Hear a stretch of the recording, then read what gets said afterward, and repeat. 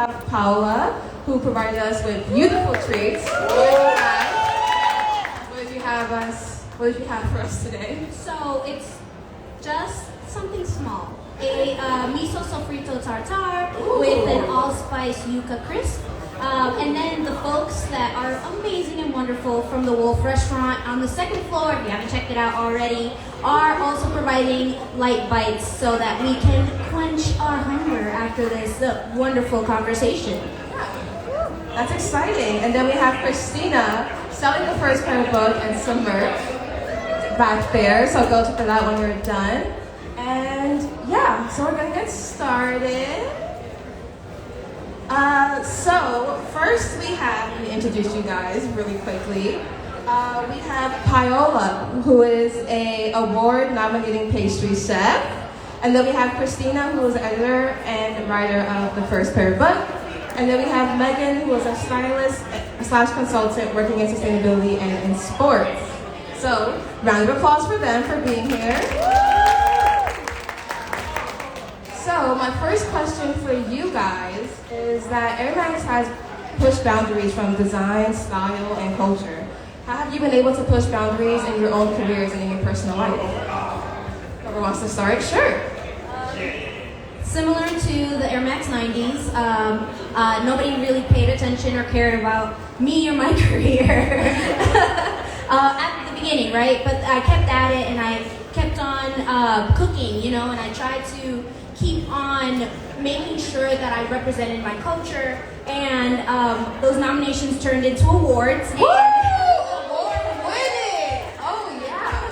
But, you know what I mean, like it literally, I just kept on trying to be true to the Bronx, true to the Dominican Republic, true to being a first generation American, and I kept on trying to push through when folks would tell me, you know, you're a kid from the Bronx, you're, you know, a Dominicanita, you know what I mean? Like, they were like, you really don't belong in a Michelin star space, you know? And I told them, but why not, you know? So I kept on pushing and I kept on moving forward, and now I'm here with y'all. Like, that's pretty amazing, don't you think?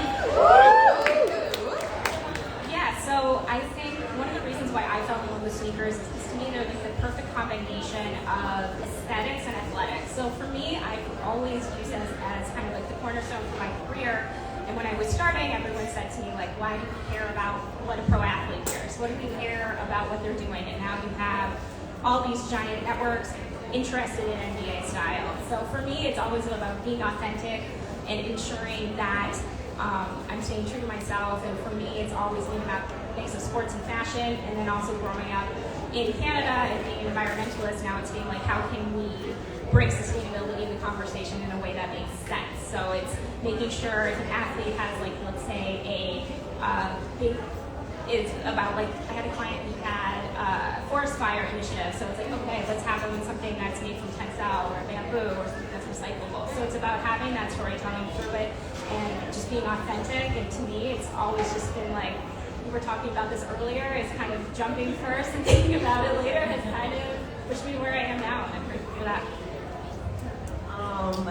I definitely think being able to push boundaries was understanding myself, like really like sitting down and being dedicated to self-improvement and pushing myself. And I think the more I understood myself, the more I was able to create from a place of authenticity. So then I know, like, okay, if I'm getting too comfortable, this is when I need to push myself. The idea that nothing grows from a comfort zone, but also that I know if I'm holding myself back because I understand myself.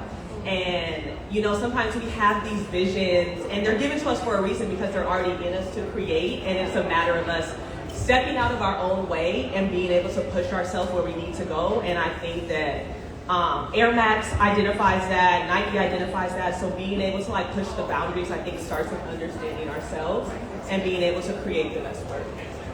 So true. It's amazing. Thank you guys.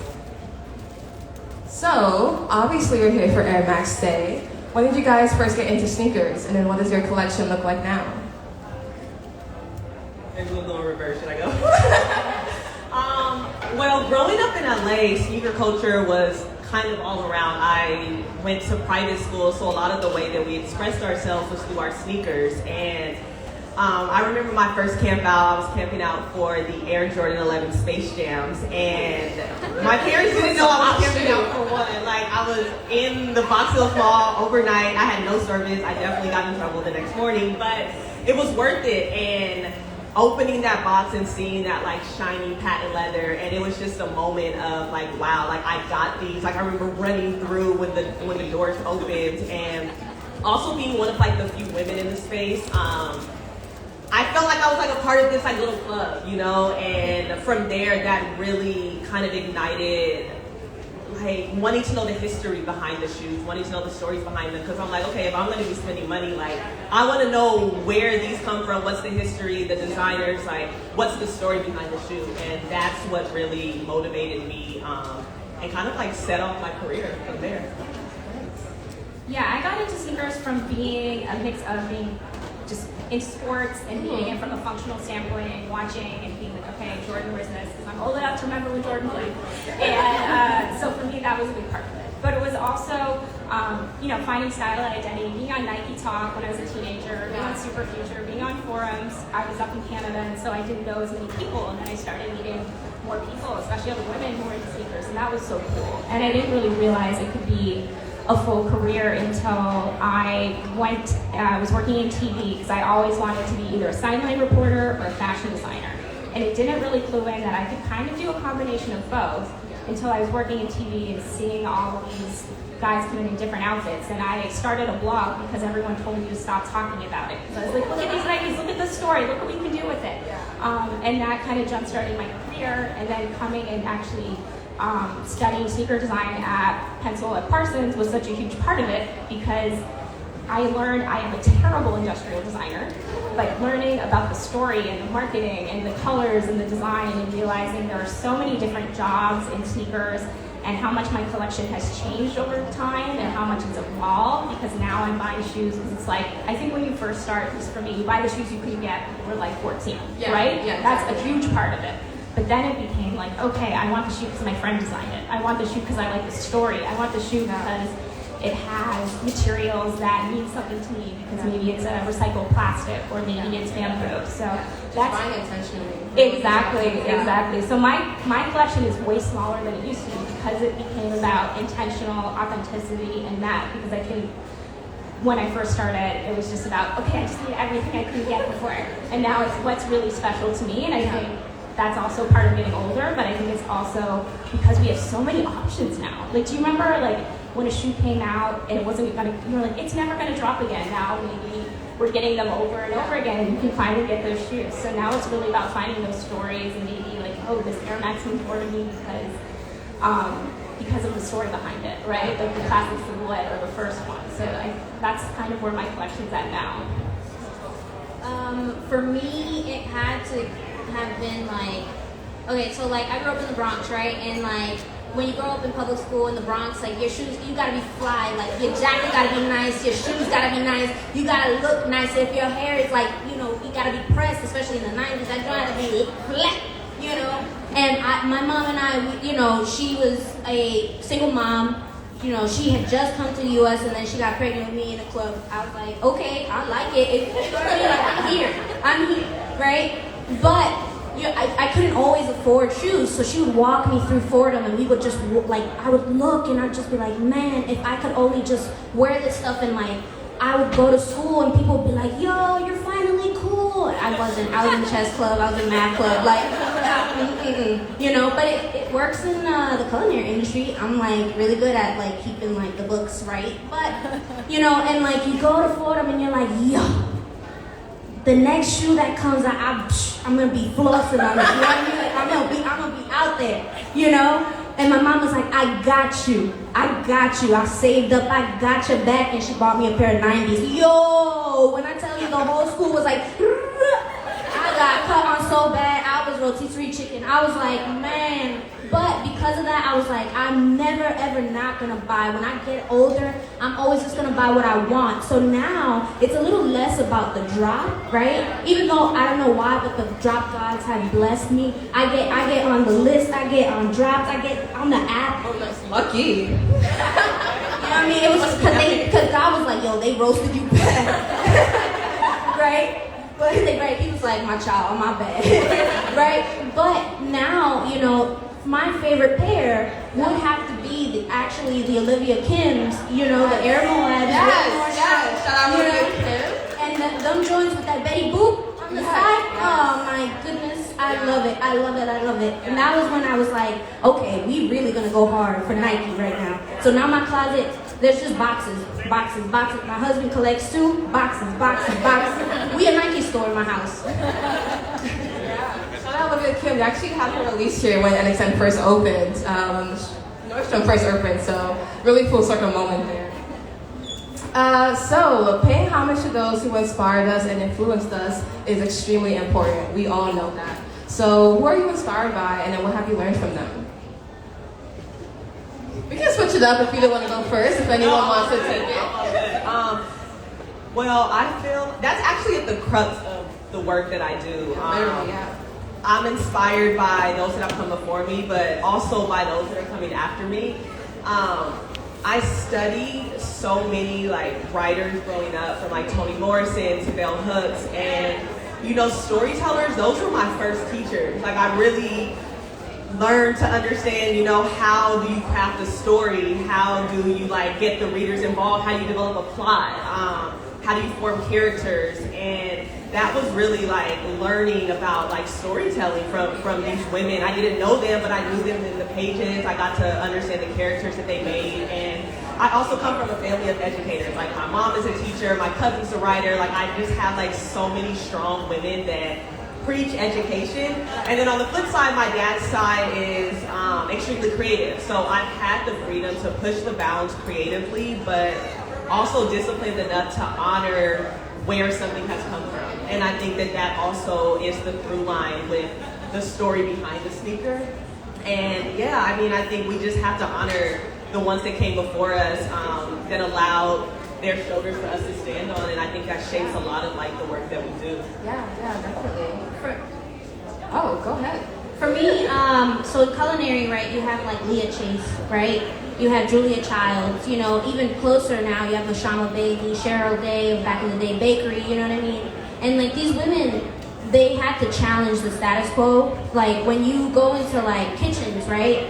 Even like the Wolf Kitchen, you know, the executive chef is a woman, Crystal is a woman, you know what I mean?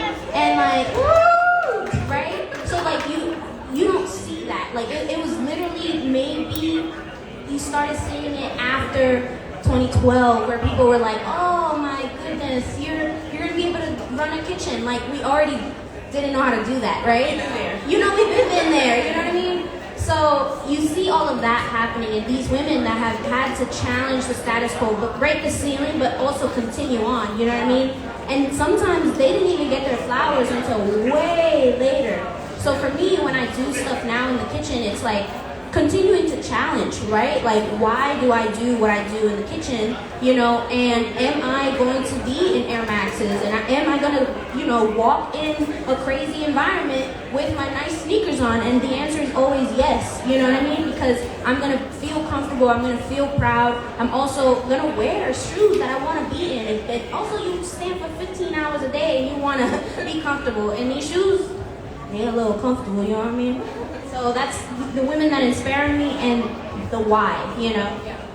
I think that's all somewhat similar, obviously from a different field, but I feel really lucky to have parents that still don't know what I do, okay? They still are like, we think she buys clothes, we think she designs stuff, but it's still hard to get them to understand, but they've never stopped supporting me in the sense that if I was being true to myself, they were always good about calling out when I wasn't being authentic. And I feel really lucky to have that relationship with them, along with my friends, because I look back and my friends, when we started, let's say in our earlier mid-20s, and now a lot of us are in our late 30s, early 40s, we were like, do you remember when we were sleeping on that floor and you took a mortgage on your house so you could buy a visa so you could come here? Like all the dumb stuff I did in my 20s. I feel so lucky I had friends that we could hold each other down and support each other and understand that even when our vision to other people might not have been easy to explain, right? Because when I started out, there was no blueprint of like, hey, I want to be a stylist and works in the NBA, and I want to work with brands like Nike, and I want to have my own show, I want to do this. And most people looked at me crazy. But I feel really lucky that I have, you know, people in my corner that understood it and that they're still there, but also that so much of it has been learning from people that they do that job, and I don't have to worry about it. I know I can't do industrial design, but that doing something like Parsons, where I was able to see, like, oh, I'm terrible at this, but this person is good. Now I know the skill set of when I work with someone or when I hire someone. So it taught me so much about respect and criticism and understanding. And the amount of times now that Dwayne Edwards, who's the head of Pencil, or I'll call some other people who went through it, like, Dwayne was right about that, right? I know, so for us, taking that and also understanding that some of the lessons you're going to learn, you're not going to understand right away. Like, maybe it has to set in, and that's going to be part of it. So people like Dwayne, Suzette Henry, who was the head of color design at Jordan Brand for a long time, she's also at Pencil, so learning from her was really great. Learning her too, it came down to like being yourself and understanding, also an understanding and looking at where the market goes. And that, guess what? Not everyone's your audience, and that's okay. That was a big lesson, I think, too. And I just feel really lucky that I've had that support, because if I didn't have that, I think I would have given up a long time ago. Yeah. And also, like, the confidence that I look back and I was like, oh my God, what were you wearing? What were you doing? Like, you're crazy. But because I actually had people who believed in me, I was able to keep going. Yeah. So, perfect little segue, but like, what's the biggest challenge you had to face in your careers? Like, obviously you guys have done very different things between the three of you, so what's the biggest challenge you think you faced so far? On paper, getting a visa. Not being from here, being an immigrant and having to pay for my own way here, it's a lot of paperwork and money and having to prove that you are worth it every couple of years. It's tough, and it can really destroy your self-confidence. You're like, oh, I only did this many things, and like my visa is literally called extraordinary alien. So I have to tell people this, all the time. So that from that standpoint, I think the other part was, it kind of goes hand in hand, is believing that it's gonna get better, or that I read the book, it's Ray Dalio's book about like upward loops, right? So even if you are at a really down point, you're still higher than you were a few years ago, right? Because you've learned more, you've understood more, you've gotten there. So I think that's been part of it, and that's been the times when you, whether it's like when I'm too broke, or I can't do this, and just feeling run down, I think that's been the hardest part, because I've been self-employed for over 10 years.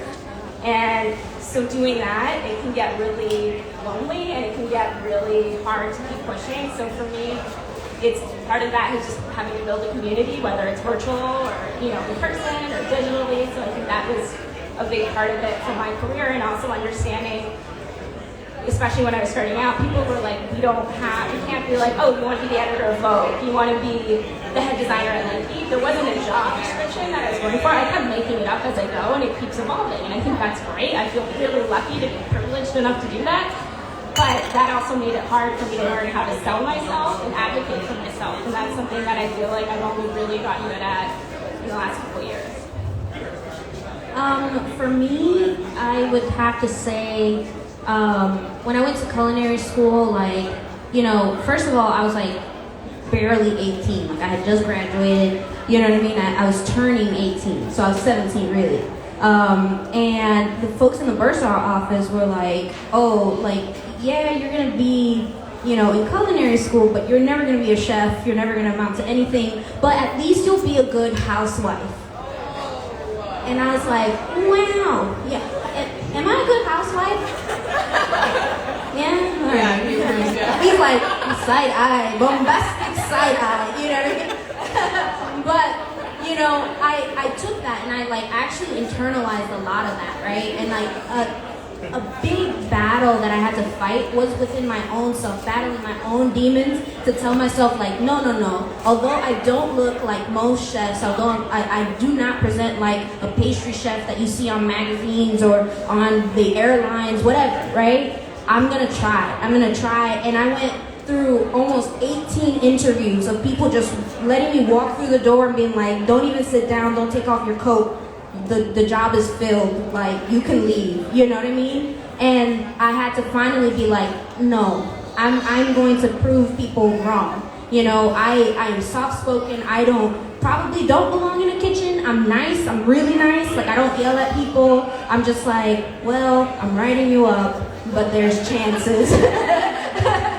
know? And like literally it changed the industry, you know? That type of behavior, people were like, oh, you're not gonna go far. And all of a sudden I started winning, you know, Esquire Pastry Chef of the Year. I'm Food and Wine Best New Chef, you know what I mean? Like, and people started to work, you know? So if anybody's in like the audience right now, like literally whatever somebody told you, especially those of us who grew up in the inner city school system, right? You need to challenge what they told you and spoke over you and tell them that's not for me. Yeah. That's not for me. I'm gonna amount to greater, you know? Biggest challenge. So when I moved to New York, I was taking writing classes and I was in different workshops, and I remember I submitted a piece, and it was a very personal piece. It was about something that, you know, we have to submit something that, it was like turmoil and pain. And I remember when I got the first critiques back, a big challenge for me was being able to separate what they were trying to tell me and what I could learn from the writing versus what I went through. So it's not that they were trying to take away anything like personally or kind of basically say that I wasn't doing what I needed to do. It was just, these are the skills that I need to become a better writer. And it was hard at first because you have, like, writing's a very solitary act, and when you write about something that's so personal, it's hard putting that out there to receive critiques. I had to learn how to apply what they were telling me to the writing and separate my own experiences. And once I mastered that, I remember my teacher telling me I haven't had a student that's been able to remove herself in this way and then apply the skills to like the next workshop. And it taught me a lot because I was able to look at my writing and be able to apply the skills. Like I said, for the storytellers I learned from, like I'm like, okay, if Toni Morrison is writing this, she's not worried about what she went through. She's trying to write this in the best way where it translates to the audience. And that is what I had to learn. And being in New York too, it makes you tough. And so that applied to my writing as well. And it, I think it made me a stronger writer. And that was a challenge, you know. Especially when we write about pain and we open up to different groups of people that we're not normally around. And then being in the sneaker space, I would be a lot of the time like one of the only women in it. I would have to validate myself in the sense like, oh yeah, I wrote this book. And then it's like, okay, now she knows what she's talking about. And dismantling that was a huge thing, and not getting discouraged that just because someone's not rocking with what you're saying right away doesn't mean you don't know what you're talking about. So continuing to just, look, I know what I'm doing, like I've studied it, I've mastered it, and I'm gonna continue mastering it. So that's all it is. Yeah, exactly. And you work so hard to get to where you are too. So it's exactly. Like the work shows for itself. So next, community is obviously a very big part in everything that we do. It's the pillar to all of our careers. So what initiatives and programs are you a part of to help empower women in your industry? So I made an organization called Bakers Against Racism, and it was the world's largest bake sale during 2020 to help fundraise and support Black lives. So we are folks from all walks of life. You could be a 3-star Michelin chef or a home cook, and most of the bakers that participate are women, right? Women from all walks of life, women from all sorts of backgrounds, right? And we're joining this mantle, this banner, and we're making sure that we are fundraising for our reproductive rights, or to really call out the system and be like, look man, the murder of George Floyd happened, so what are we gonna do different, you know? And so far, well, the first week we did 1.9 million. I stopped counting because I wanted to be ethical and I don't want people to worry about the numbers, but we've raised even more, and it's our 3rd year, so Congratulations. Thank you. So I think it's really important to focus on mentorship. So one of the hardest things for me growing up is I felt like, oh, I couldn't get a mentor. So I think there's 2 things. I really believe what Issa Rae said about like you got to build with like people at your same level, and so that's been a big part of it but also making sure I'm bringing people in, whether it's to work on projects, whether it's to work with me, because I don't come from a stereotypical background. I didn't go to a fashion school. I kind of just like made up I just worked towards. You know, I didn't have a stylist that I worked under, and now there's so much stuff. We were talking about it before. I made so many mistakes that I want, if I can help other people not make those mistakes and get their career going faster, I want to do that. So that's been something that's really important to me, is doing a lot of mentorship. I work with a few different organizations whether it's helping first generation immigrants get into college or finding different ways, helping them develop a portfolio. I did a few collections with a Nike, it's called Cultivator, I forget what it's called now, but all the proceeds went to the ACLU, because for me, I was able to find a way to pay for my visa, right? A lot of people can't. There's so many people here who are not represented, they don't have people fighting for them. I have the privilege to fight for myself, so I wanted to give back and help people who can. So for me, the ACLU is really important, especially with all the laws being passed. So if I can help other people, that's important to me. And then obviously environmentalism and working with different organizations here in New York, to even where I live in Brooklyn, in terms of cleaning up our neighborhood, putting more trees in, making sure we're giving back, because, you know, a lot of the times in the city, it's the really certain areas of Manhattan, they get a lot of love, but maybe not in Brooklyn, maybe not in Queens. So that building community in that sense is really important to me. Yeah, just echoing that. I mean, community is vital. We don't do anything alone, and that goes back to like my second book that I did in focus entirely on women, like paying homage to the ones that came first. And then I also research women that are in the streetwear and sneaker space that are doing amazing things, and provided them a platform to be able to share their stories. So I think finding community of women in this space has been extremely important and rewarding for me, because there's so many women and we don't hear their stories enough. And so in any way that I can to amplify their story, I will always do that. Mentorship as well is extremely important. I have such just a soft spot for young women. I'm on the board at the YMCA, and I actually did an event yesterday with young girls, and it was a health and wellness workshop, and they had the chance to do yoga, and none of the girls there had ever done yoga before. And I mean, it speaks to the need of that, and being able to have a space where we know how to just like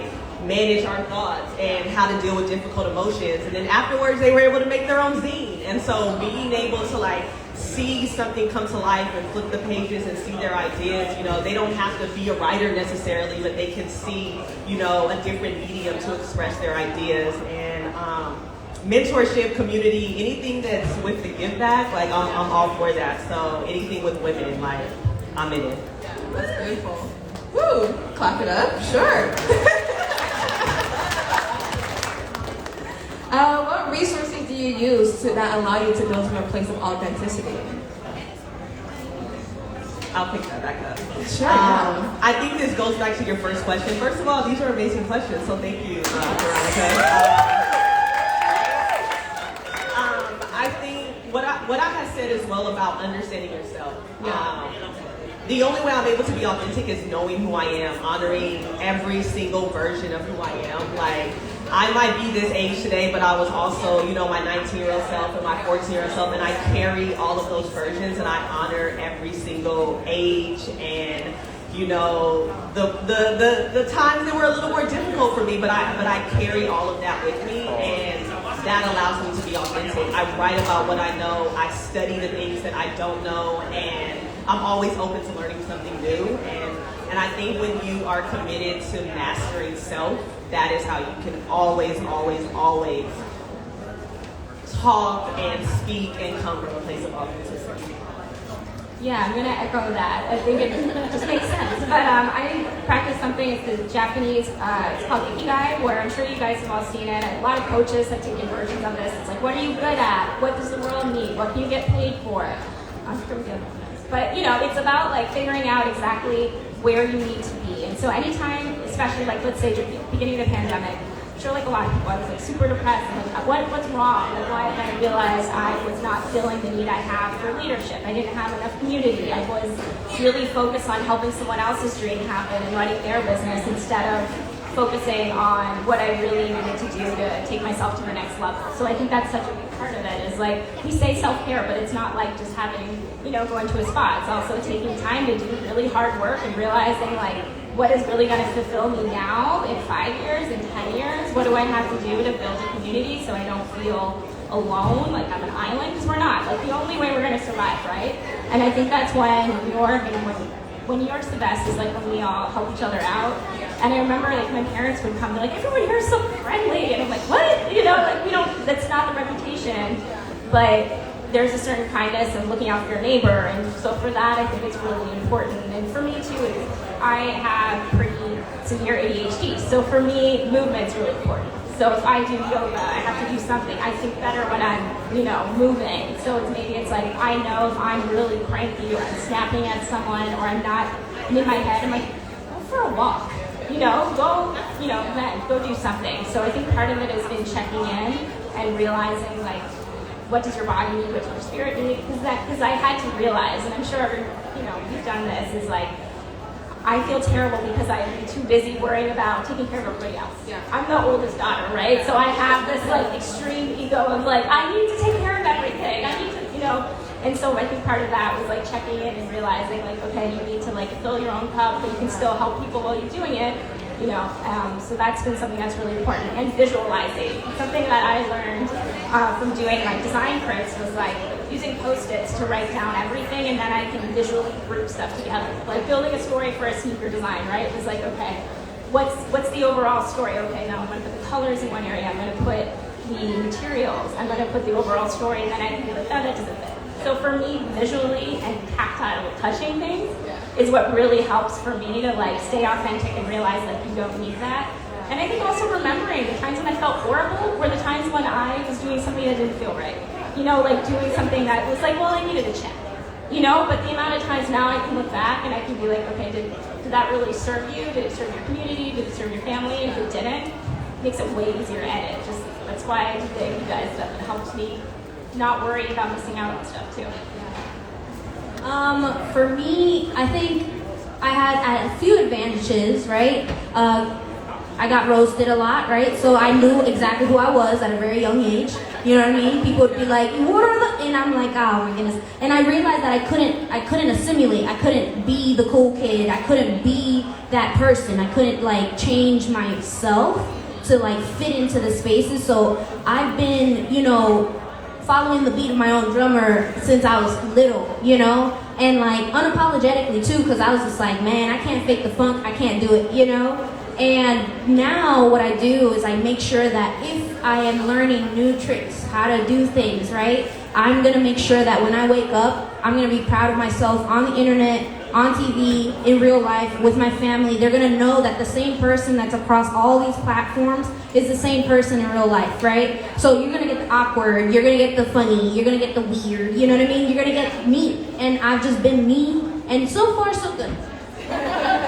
So far so good. That's how I keep myself authentic, and I think that there is a pocket in the world where people just want to be themselves, but they're too afraid to commit to being themselves because they didn't go through the bullying right away. You know, maybe they were the bully, right? And literally, once you're able to just break it down, like cut out my family's here, so cut out the BS. You know what I mean? You can literally just break through the parameters of the four walls that we as humans put around ourselves, and then you can just be proud of yourself, right? At the end of the day, I want everybody in this room, even the folks that ain't paying attention in the back, you know, to be proud of yourself. When you wake up, be proud of yourself, you know? That's it. Nice, thank you. So last question before we pass it off to the audience. So for someone who's just starting out, what advice would you give them to max out and turn up their careers? So for me, and we were talking about this earlier, I know I keep saying that, but we had a whole moment before. We agreed. Yeah, but I think a big thing that I realized is great about my teens or 20s is try as many different jobs as possible. So for me, I had to learn, okay, I'm not good at industrial design because it's too specific. I'm not good at anything with math. I'm not good at, there are certain things that are my skill set and there aren't. But getting to do that and getting to try, so if like people want to be, say they want to be in the movie business, go be a PA, because then you can see everything that's going on. That way you can learn from it. And ask as many questions as possible. Like, I'm sure I was super annoying when I was, because I would be like, wait, how do you do this? How do you do that? But that's how you learn, right? And I think as much as people say, oh, everything's online, that's kind of the beauty. The amount of stuff that I wish I knew when I was like 15 or 16, and now I can have access to because there's so much more available to us. So I would say a big part of it is researching and also realize that everything's connected, right? So I went from being in sports television to being in fashion and styling people, and then now I do kind of a combo with both, and I do consulting and I do like material science. But when I was younger, I was like, that doesn't make any sense. And then my mom was like, when you were 6, you were obsessed with like Vi Frazier. In Canada, Don Cherry, not for his politics, but for his outfits, you know? So for me, sports and fashion and caring about the planet has always been my whole life. So I think also figure out what you're passionate about, but also figure out what's okay to keep for just you. Because there are certain things where I'm like, I need to not try to make this as a side hustle. Not everything has to be a side hustle. Some stuff can be just for you, it can just be your spirit, you don't have to put it on the internet. If you want to, you can, but I think that's also part of it. But I think experience is always the best teacher, and it's the best way to really get an idea before, you know, you really sign up for it, because otherwise you could end up and realize it's not for you. But there's so many transferable skills, so I wouldn't worry about, especially if you're changing careers or you're younger, no matter at what age, everything can be connected. Like the stuff I learned from TV now makes it easier for me to know what looks good on camera, right? When before I might have been like, oh, I wasted all this time not going to fashion school. Oh, not going to fashion school let me come from a more, I don't know, like almost innocent place of design, because I'm looking at design from being hands-on, from making my own clothes at the thrift store when I was 15 and looking crazy. But you know, it taught me about color, it taught me about style and things like that. So for me, I think that's a big part. Just don't be scared, and if people laugh at you, that's on them. It's a reflection of them, not you. Yeah, just laugh with them, be like, yep. Laugh louder. It is funny. Okay, but you broke though. For me, if somebody was coming into the industry and I was like, yo, this is how you max out your life. I used to, as a young line cook, right? I was really alone in New York City because I was just working all the time, you know what I mean? So like my hours were starting from 2 in the afternoon and I would leave at 2 in the morning, right? Especially when the male chef was like, it's dirty, you gotta clean everything again. I'm like, it's not dirty, you know, but you never said no back then, right? You would be like, yes, chef, and then you would just start over, right? But at my free time, I would like go to elderly care facilities and I would just donate my time to spend time with humans, you know? Humans that were just genuinely excited for me to be there, you know? And I was like, I'm hella lonely. I want to be here with you, you know? And this one beautiful soul, her name was Rose, right? She told me, I was like, what do I do? I don't think that I'm succeeding in this. Nobody really like takes me seriously. I am like moving up, but like every time that I'm about to be on Grill Fry, they're like, oh, you can be on Garde. And I'm like, dang, bro, I don't want to make salads. I want to grill. I want to fry, you know? And she told me, she's like, Paola, you have to commit to something and just be good enough.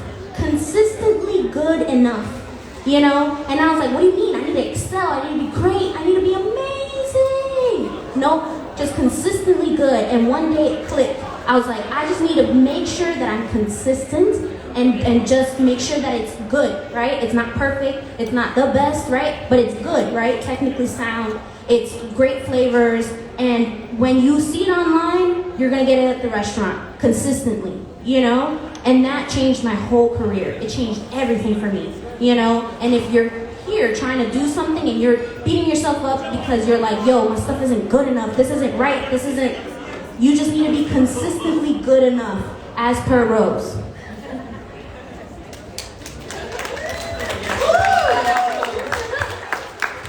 My advice would definitely be stay curious. The research element is key. Like if you're interested in film, I would study every element that goes into making a film. Know the roles, know your industry, know the medium. And don't be afraid to reach out. Like reach out for mentorship, reach out, like the same thing, everything is online. Like you have access to people. So you should know like who's your favorite director, who's your favorite like photographer, videographer, and try to learn from those people or reach out, put yourself out there. Remaining curious is such a big thing because you want to just learn all of the different elements and never close yourself off to anything. And you never know what doors lead you certain places. I would also say you're exactly where you're supposed to be, doing what you're supposed to be doing. A lot of the times we put all of this pressure on ourselves of, I'm not doing enough. And it's like, you're doing exactly what you're supposed to be doing. Just continue to stay curious and, like you said, be consistent. And whatever it is you're gonna do, be the best at it. I don't care what it is. Like, whenever you walk in the building, make sure they know your name when you leave. And that's it, period.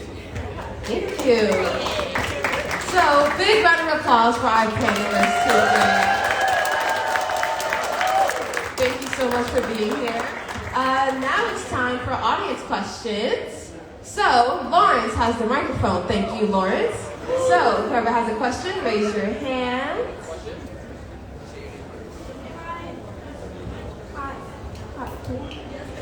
My name's Deshauna. Hi, Deshauna. I had a question for all of you, because you kind of touched it on already, for people who are dealing with failure. What advice would you give them to rebuild their confidence in order to feel like they belong in the space they're like trying to pursue, you know? I was just going to say, failure is your best lesson, right? You've got to look and see, and often failure is subjective.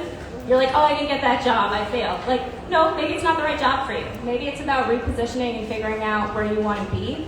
I think the most important thing from failure is understanding what you can take from it, what you can grow from it, and go from there. And often, when something doesn't go through, it's not always a reflection on you. It's always a good time to check in and see what you can do better, but maybe it just wasn't the right timing as well. So I think it's also taking time, like we were talking about, being authentic and understanding, like, who am I? What do I really want to focus on?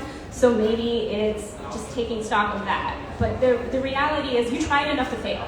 That's enough energy to get you to try the next thing. Like, the fact that you went out there, okay, that's amazing. That will give you the confidence to keep going. Like, most people, for a long time, they get too scared of it. The reality is, you won't know until you do it. And I know, and honestly, the hardest thing is starting again, right? But just remember, it's that thing with upward loops. You've already got to a better place than you were before. You already know more. You already got some momentum, so now you can take that and take it to the next level. Yeah, I feel like the only failure is not trying. And I reshape failures as I thank them, because I think that they're lessons. That's how my viewpoint has always evolved into for failures. But also, I just think it's the lesson that comes with it, and it's what you learn out of it. You know, no's. I think no's when they come, because no's are just redirections. No's are not right now, you know, and something else better is coming. And it's also like trusting God that He knows your path, and you know, He laughs at our plans, right? So it's like trusting that He's going to put you exactly where you're supposed to be. It's not failures, you know, it's just lessons. I think to fail is to be alive, right? And I'm grateful that, you know, I'm alive right now, right? And like, there's moments in my life, right, that I couldn't always say that, right? Like, that I wouldn't have been able to see through it, right? But with every failure now, what I do is I write it down, I study it, I talk to my husband about it, and like, we learn so that we never make that same mistake again. Like, I will fail again, but never the same thing twice, you know what I mean? So if you're kind of like discouraged and you're like, yo, I failed at this, man, you alive, and that's beautiful. Thank you. Anybody else with a question? Lawrence with the microphone. Hi, what's your name? Hi, my name's Posey. Just want to know what's your all-time favorite shoe, Nike? All-time favorite Nike shoe. Y'all already know mine, so. I think for me, so it's either just because it was a shoe that I wanted for so long, and I bought it when I first moved to New York to study sneakers, was just a pair of infrared 90s. I could never find them because I'm like a 4.5 GS. So for me, for a long time, and they were the perfect example of like aesthetics and aesthetics, and they're just so clean. And then for me too, it's always been Blacksmith 3s. I think because they're so easy to go with everything. And yeah, they're still my mainstay. I mean, I talked about mine, so it's the Air Jordan 11 Station, forever and always.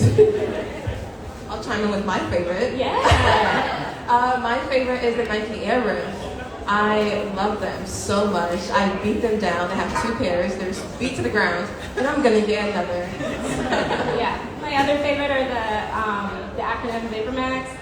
Yeah, I have 3 pairs of them, and I first found them. I was in Detroit, and I found them in a clearance rack underneath, and I was at StockX, and I was about to buy them online over retail, which I refused to do.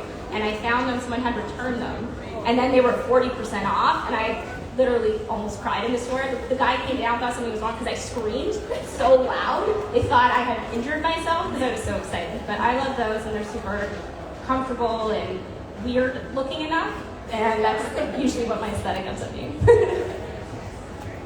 I don't have them, but oh wait, am I under contract yet for the ice cream stuff? I am. So it is Zen and Berry. You know that colorway was amazing, but I'm under contract with another ice cream company, so I can't say their name out loud. But I love you, Zen and Berry. You know what I mean?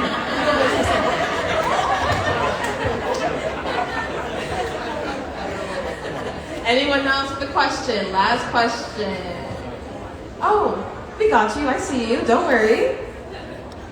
Hi, what's your name? Hello, I am Kawanda. Hi, Kawanda. You ladies are amazing. Thank you for your time and your energy. Thank you. So, since everyone is so stylish, what is your personal style? What would that be? Personal style. How would you describe it?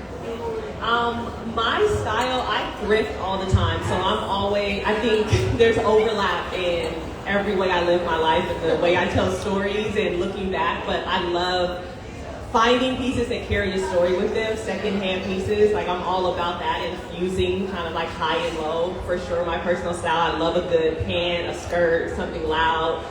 But of course, the story that we can carry with clothing and the way we like put it on and put our own little swag on it, that's me all the way.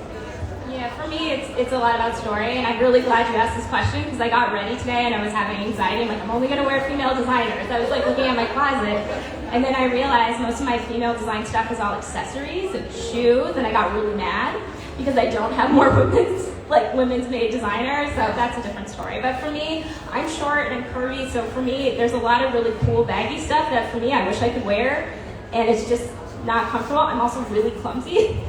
So I like something that's comfortable, that I'm not going to fall over. So for me, it's about a combination of like dressing for my body type, dressing what I'm comfortable in, dressing for the story. Like, I love like Raf Simons, and like, so there's certain, love Gucci or Prada. So it's like just collecting those designers. But because I work in sustainability, I buy most of my stuff secondhand, or I buy most of my stuff that is responsibly designed and that's important to me. So if I can tell a story, whether it's through, color, the material, something like that's very important. Like, I'm definitely that person that will spend like 3 months deciding if I really want a part of it. And it's like, oh, it has some elastane that will last forever and, a landfill, so maybe I won't buy it. I'll buy the one that's made from Tencel, So for me, it's a mix of sustainable, sporty, comfortable, and ideally stylish. And if I can buy from women-owned, or minority-owned, small businesses, all that stuff is really important to me, or buying secondhand and vintage.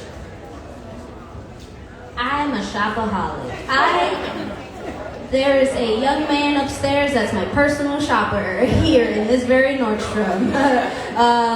But femme garçon, you know what I mean? Like that girl boy style, you know what I mean? Like, I just don't want to commit to either, you know what I mean? Like, I want to feel fluid through both of them. And I feel like that kind of empowers me to move through life, when sometimes you need a feminine touch, sometimes you need a masculine touch. And it kind of like helps me feel powerful, feel confident, you know what I mean? But at the same time, like, I buy what makes me happy. And sometimes that joint look ugly, and that's okay. I might wear Gucci with Crocs. I don't know. You know what I'm saying? But that's what makes me happy, and my feet happy, and that's it. That's all. Swag, I like that. Your question. Oh, Lawrence is ready. Thank you. Hi, I'm Sav. Hi, Sav. How are you guys doing? So my question is, I know that you guys mentioned mentorship earlier. How do you find a mentor that's like has a positive influence and is not like exploitative or trying to get you to change who you are to help you with what you do? Unfortunately, some of that has to be the experience of it. and understanding when you can fire someone.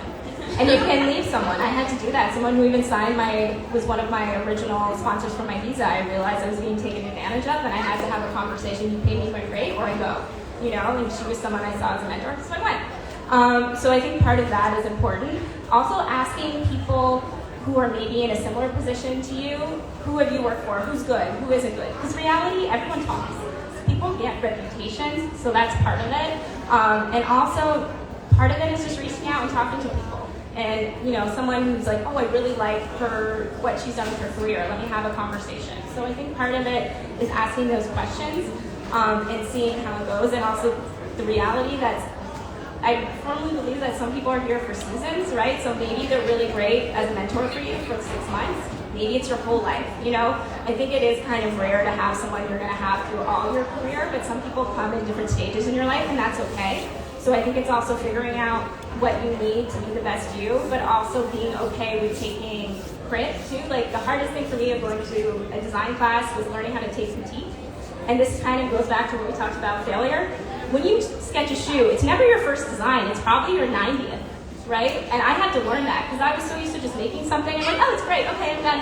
And they're like, no, you gotta pull you apart for like 4 hours, and then you gotta do 20 more, So that was also part of the learning process, and unfortunately, I think that's part of that can happen with mentoring. There's also a couple of good organizations. I work with You Strive, and I've worked with Sneakers for Success and a few other organizations that do some mentoring. So I think that also might be part of it.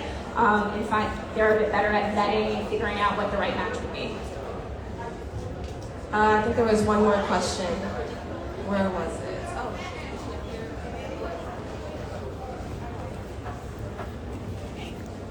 Right here, right there, yes. Hi, I'm Janelle. Hi, Janelle. And I was wondering, what was a moment in your career for the first time that you were like, I'm proud of myself? Ooh, that's cute. The local Washington City. I live in Washington D.C. now, although I rep the Bronx and everything that I do here.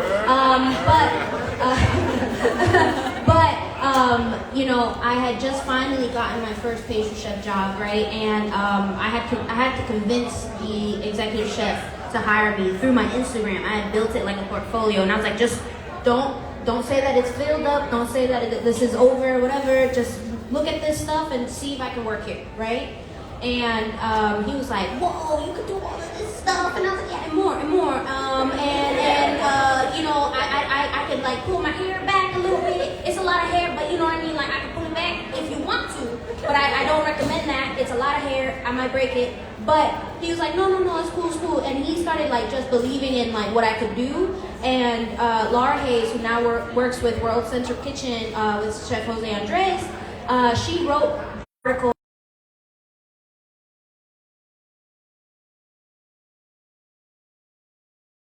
over DC.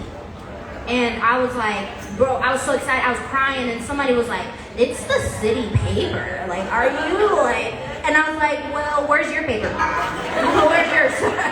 I have one, and I'm framing this joint, you know what I mean? And that moment, I was like, bro, like somebody saw me. Not only did they see me, they saw where I was from, and they saw what I was trying to do with pastries, you know? And that changed everything for me, because before then, the reason why I was getting told no to be a pastry chef was because they would say, you can't represent us in the media because you aren't white, you know?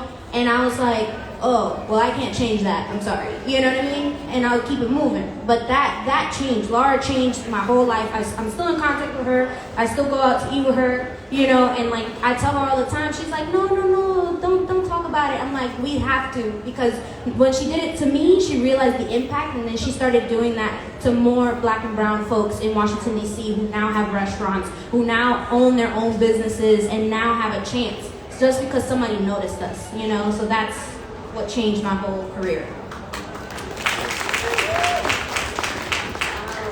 So the moment that I was like very proud of myself, and I'm gonna shout out my guys out here, but it was when I held the first sample of my book, the first pair, and I had seen it so many like versions on the computer, and I had all like the printouts on the walls, but holding that book, I had my sister was there with me and my cousin was there, and flipping through the pages and reading the stories of the men and women that give this culture life, and seeing that in print and knowing it was going to be available to a wider audience, and that I did that, you know, and their stories were going to just be available. I was so, it was an unreal feeling, you know. It took like 2 years, and I was like, wow, it's finally here. And to be able to flip through the pages, because everything was intentional, the weight of those pages, because the stories that are in there, the weight of them is so important.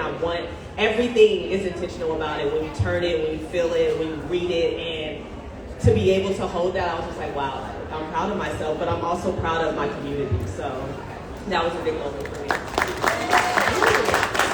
And the books are being sold right over here to my left if you want to check them out. Yes. Our last one. Yeah, and I think for me, that's a really good question. I'm like just getting emotional thinking about it. I'm trying to think of all the times, but I think for me, probably getting my first MBA client, because I basically, when I was trying to come and study, it was like a month course. So I tried to get fired at my old job so I'd get severance so I could afford to move to New York. And then I took out a big loan, and everyone at my old TV job thought it was crazy. And I was like, I'm going to be a stylist. This is how it's going to be. I'm going to go to sneaker school. And I'll be honest, the first 3 weeks of school were so hard because I was 25, 26. Everyone was 19, taking a semester off from school at these big fancy design schools. And I was coming in and be like, I write about sneakers. I'm a blogger. I'm going to do this. And then I was like, yeah, you have no skills. And it was really humbling. But because I had these connections from sports, and this was before Instagram, this was on Twitter. So I was messaging with a player who I had interviewed for one of the blogs that I wrote for. And I'd be like, hey, I'm designing this shoe, because we had the master project in mind was a sneaker for Tom Ford. This is before Tom Ford did sneakers. I went to the boutique every day on Madison being like, you're gonna make sneakers, you're gonna make sneakers. Like, no, we would never do that. Hold on now. But anyway, so I said to him, what if I name the shoe after you? What if you give me some credit and we really make it, because I think this would sell. And Soleil came, and he's a designer. Became my first client, and it was like, oh my God, all this blogging, I was sleeping on my friend's floor, like all this hard work finally paid off. And then recently, I shot, at this point, for so many years, I was trying to tell people, like, you should do a show about NBA fashion. And I just shot one with ESPN that comes out in 2 weeks. And I was like, I pitched this to you 10 years ago. And this isn't my production. They're just like, we want you to be a stylist on it. Come talk about your players. And I was like, on the way there, I called my friend whose, couch I used to sleep on in LES. I'm like, can you believe it only took 10 years? And it was just really affirming. And I haven't been doing as much styling lately. I do a lot more consulting, but it just really felt like, okay, all this hard work has paid off, and people are recognizing all the stuff I've been talking about for so long. So that felt really nice to feel recognized by people in the industry, and also, people who I wanted to work with. Thank you. So, thank you to the wonderful panelists for coming out and taking the time to vibe with us and have a great conversation. Of course, you're so welcome. So, that's the wrap for the panel. So, just another honorable mention for Candy, the St. Michel Bake Shop. Over here to the left, go check them out. We have illustrations by Georgia Z in the back. DJ Dirty Spice will be back in a second. And then we have Paola with the Bites, partnering with the Wolf Restaurant in the building. We have Christyna selling the first pair of books and some merch.